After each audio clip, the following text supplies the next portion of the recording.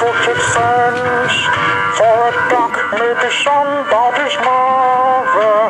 Be kind to your friends from the swamp, where the weather is cold and damp.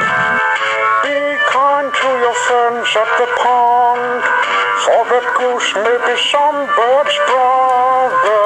Be kind to the frogs and those with the fins, so they'll want you to come back again. Be kind to your web-footed friends, for a duck may be somebody's mother. Be kind to your friends from the swamp, where the weather is cold and damp. Now you may think it's the end. Well, it is. James the Red Engine has been working on Tasman Sodor for many years and knows the island very well. He likes to go fast sometimes. If he doesn't show off, he remembered his mistake of not listening to Rosie when she was in his colour, cherry red, and had crashed into Tidmouth sheds.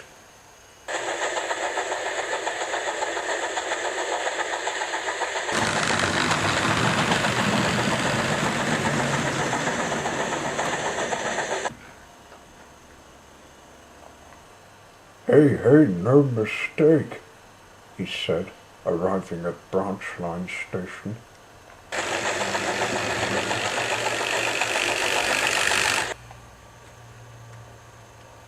Hello, James. Did you know that Rose is pink again? Said Thomas, who came up to Hilltop Station. No, Thomas. Last time I saw her, she was my colour, red, said James. Well, the model writer has brought her, and they're taking a goods train to Orford, said Thomas. You'll be taking my trucks there, so I'll shunt your coaches. Hmm? Oh? James saw a truck loaded with fish waiting beside him. Oh! This train is giving me a smelly memory back on Sodor. Oh, I did say you can't get it off for weeks. Oh. James took his train to Orford.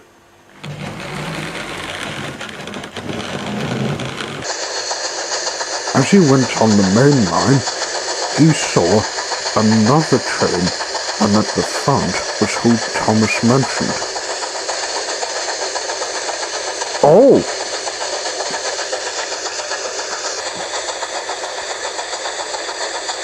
You're not in your red paint, Rosie. Hello, James. I've been repainted again. You haven't forgotten about me saying you have to respect it. You were colour sick, I know, but I still think you're doing what I did, like doing mixed trains. True, but you haven't got over when I was like you if I'm faster than you. We'll see about that. Ready, set, go! Now, James! Oh dear. James wants to race Rosie again. I was right to say, James and Rosie went racing to Orford like daring owls. James is in the lead.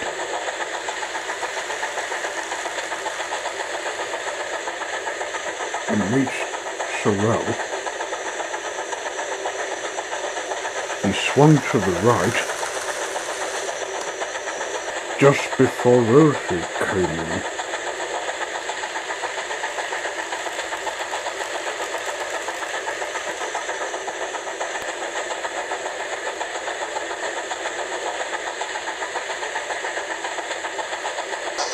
When he came to the hill, James raced up it, but slowed down when he got down the other side.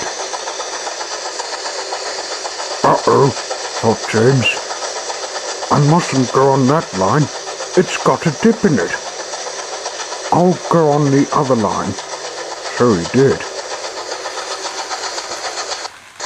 Once on the other side of the dip, he continued on. I hope I can win the race, he chuffed. No, you don't, said Rosie, who caught up. What? Cried James. Rosie overtook the red engine. No, you don't yourself. He tried to catch up to the pink engine.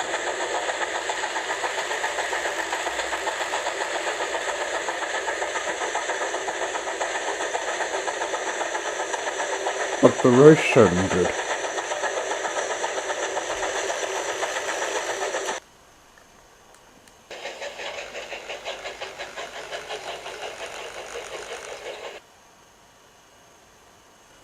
Bet you no red engine messes with me, Rosie jeered.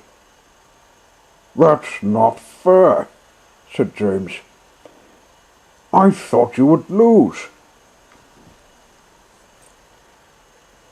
He went to get a drink after his failed run. I hope Rosie didn't mean to offend you, remarked his driver. There was no need for you to make that race. She did the same thing as I did, said James. Why must a mixed traffic tank engine help anyone with heavy goods? Well, she's a credit to this railway, said the fireman. Don't you think up a daring thing? Whoop.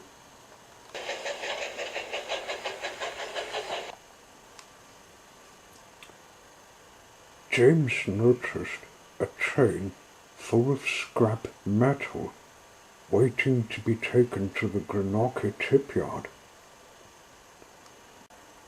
No one's taken that yet, so I might take it, he thought. I'll show that pink engine I'm faster than her.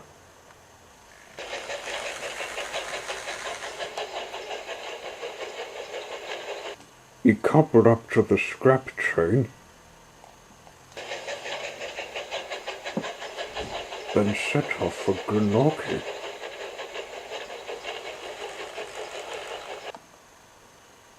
Rosie was finished with the goods train, so decided to head to Kingston Town to drop me off. Rosie, what's James doing with the scrap train?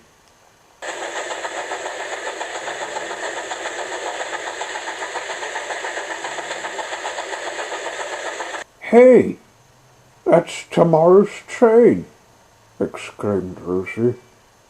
He's not supposed to take it. We must stop him. She steamed out of Orford after James.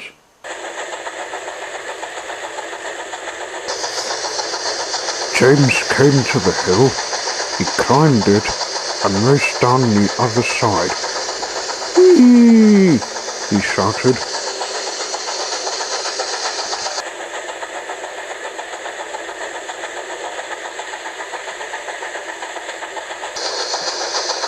Careful, said the driver. The train's full of rusty metal. But James didn't listen until he felt his wheels going at 100. He was out of the speed limit and was realizing that the trucks were too heavy.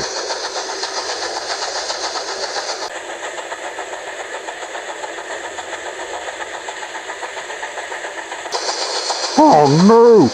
This train is lethal! How can I control the train? I don't want another crash. I must stop. His driver put the brakes on, but it was too late to do so. What was worse is the town was about to come near. He passed the signal box.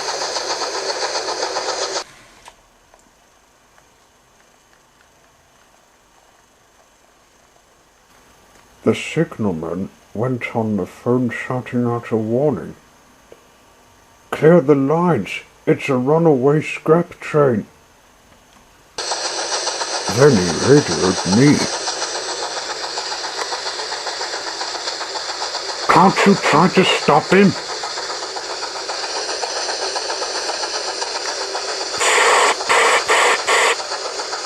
"What does it look like? We're on his tail," said me. Rosie was puffing with every ounce of steam she had. That engine's too fast, driver. Can't I rest?" "Sorry, Rosie. We have to try and stop him somehow." "Oh, right. Oh." James reached the town, and his brakes were screaming as his wheels were locked. At the end was a pile of green waste. It was in front of a pair of buffers. "Oh, work!" cried James.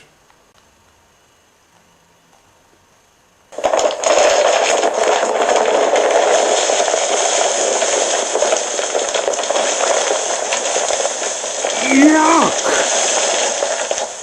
I've never had this crash. He wasn't hurt, but was dirty from front to back in all the cut lawn grass.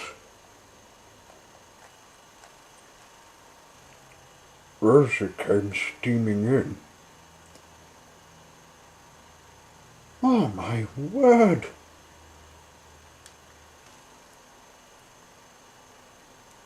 What were you doing, James? You weren't supposed to take the scrap train, but no, you didn't listen," she said.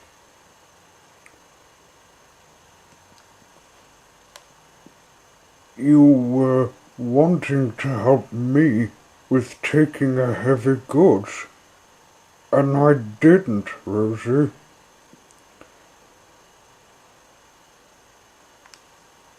"I never wanted a mixed traffic tank engine to do my steps," said James quietly. I stepped out of Rosie's cab. "James and Rosie, you two have caused a mess. This business of a fastest red engine is getting senseless. You wanted to prove to my engine your deadly speed, and you have, being unresponsible." James felt red in the face. Rosie hoped I wouldn't know her daring. "This might go for you, Rosie. I've heard you teased James, and he got himself in this green waste. So you'll have to clean up the mess. Then the two of you will have to make up." Rosie had to take the trucks away.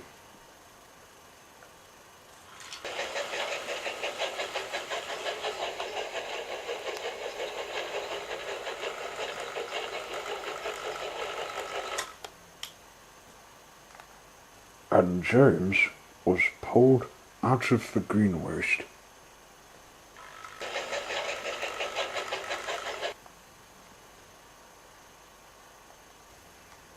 The model writer did find out about our little fight After all,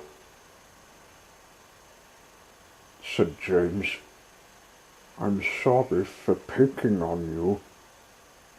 So am I, James, said Rosie. We shouldn't actually restart it. Besides, how can I be like you? I'm American-made, and you're English-made. I didn't think there was a difference, except you were painted red. Anyway, let me get this cleaned up before my driver thinks of painting me in Thomas's colour. I wouldn't, Rosie. You wear your livery for adventures. I always do.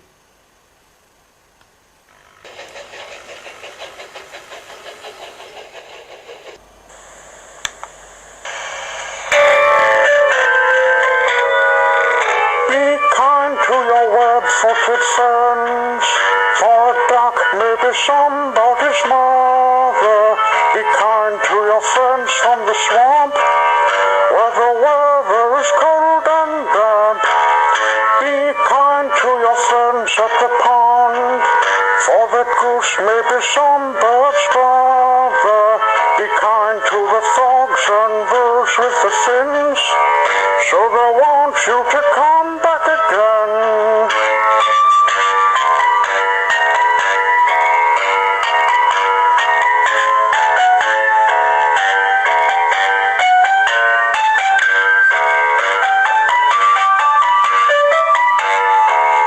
Be kind to your web-footed friends, for a duck may be somebody's mother.